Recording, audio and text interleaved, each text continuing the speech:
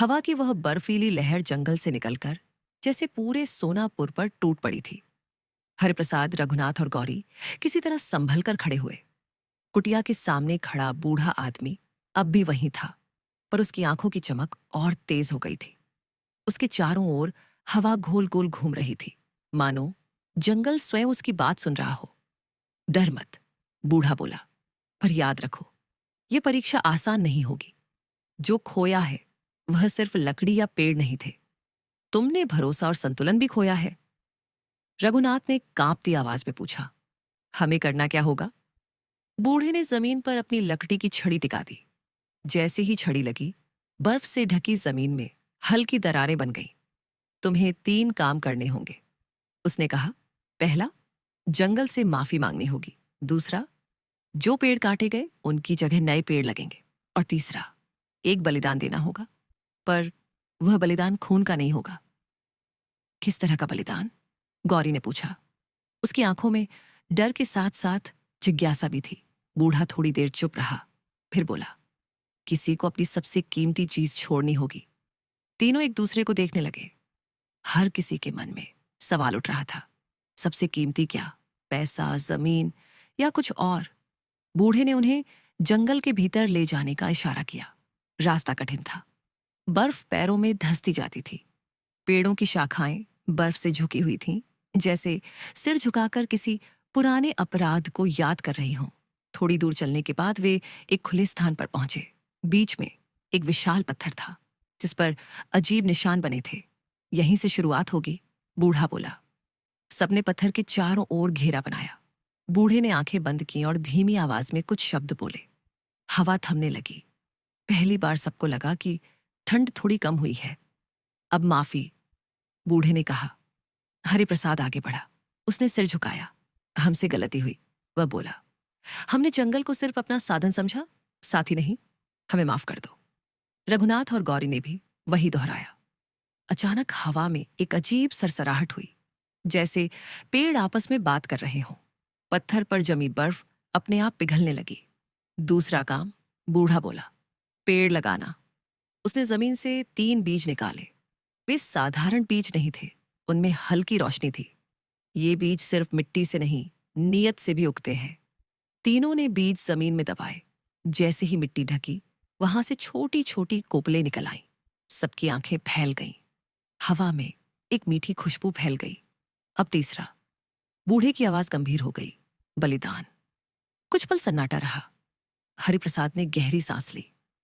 मैं अपनी जमीन देने को तैयार हूं, उसने कहा। जो हिस्सा जंगल से छीना गया वो वापस जंगल को दूंगा। बूढ़े ने सिर हिलाया। यह जरूरी है, पर यही सबसे कीमती नहीं। रघुनाथ आगे बढ़ा। उसकी आंखें नम थीं। मेरे पास ज्यादा कुछ नहीं, उसने कहा, पर मैं अपनी उम्र का हर बचा हुआ साल जंगल की सेवा में लगा दूंगा। बूढ़ा फिर चुप रहा। उसकी नजर गौरी पर गई।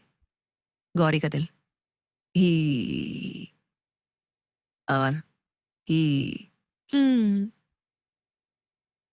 से ला आता kuda kanyai ye ya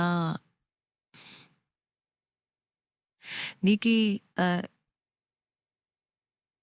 ne ye ki ye ne kigi sa oiga o ai não mãe ele kuri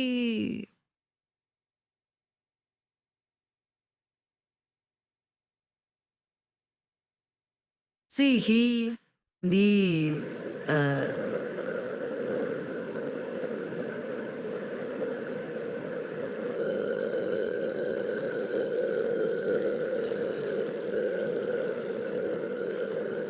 जोर से धड़कने लगा। उसे याद आया, उसकी माँ लक्ष्मी, जो इस ठंड में जीवन और मृत्यु के बीच झूल रही थी। गौरी ने कांपते हुए कहा, मेरी सबसे कीमती चीज मेरा डर है। मैं डर छोड़ दूंगी। मैं आगे से गांव और जंगल के लिए खड़ी रहूंगी, चाहे कुछ भी हो।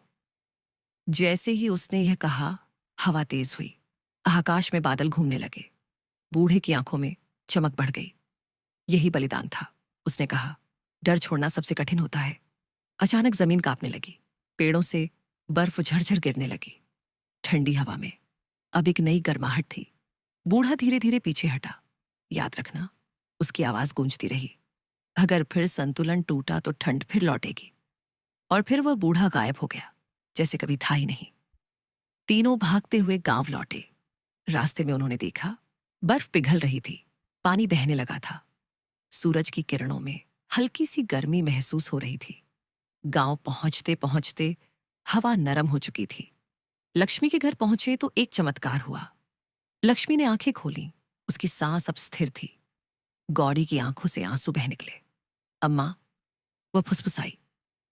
अगले दिन गांव में हलचल थी, पर डर नहीं, उम्मीद की। लोग बाहर निकले। कुएं का पानी फिर से चलने लगा। जानवर शांत थे। पंचायत ने फैसला किया, जंगल के पास जो जमीन थी उसे फिर से पेड़ों के लिए छोड़ा जाएगा। हर परिवार हर साल कम से कम एक पेड़ लगाएगा। रघुनाथ हर सुबह जंगल जाता। वह सूखी टहनियां हटाता, नए पौधों को पानी देता। उसे लगता जैसे जंगल उससे बात कर रहा हो। हरिप्रसाद ने अपनी जमीन का हिस्सा सच में जंगल को दे दिया। वहां नए पेड़ लगाए गए। और गौरी, वह गांव की आवाज बन गई। जब भी कोई पेड़ काटने की बात करता, वह सबसे पहले खड़ी होती। उसके भीतर अब डर नहीं था, सिर्फ जिम्मेदारी थी। सर्दी धीरे धीरे सामान्य हो गई, पर गांव के बुजुर्ग कहते थे, ये साधारण सर्दी नहीं थी, ये एक सीख थी। हर साल जब ठंड बढ़ती, लोग पीपल के नीचे इकट्ठा होते और उस बूढ़े को याद करते जिसने ठंड के कहर में भी रास्ता दिखाया था। और सोनापुर में एक बात हमेशा कही जाती रही, ठंड सिर्फ मौसम नहीं होती, कभी कभी वह चेतावनी भी होती है।